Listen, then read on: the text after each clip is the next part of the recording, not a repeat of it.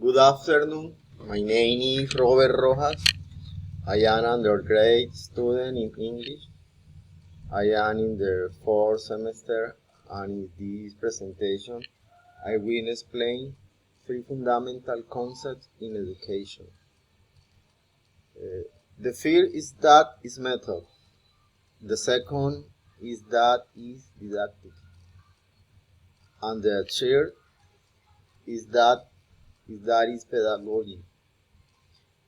The method is that way in which task is carried out.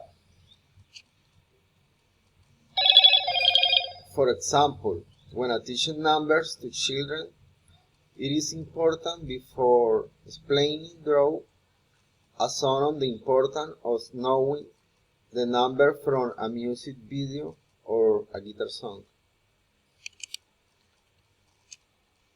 The didactics define the tools that are needed in each discipline or area of knowledge.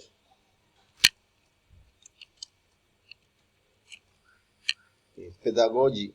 Pedagogy organizes the teacher learning process to adjust it to really of each content. This is my appreciation of what the concept of method, didactic and pedagogy. I hope this task has answered the question posed above.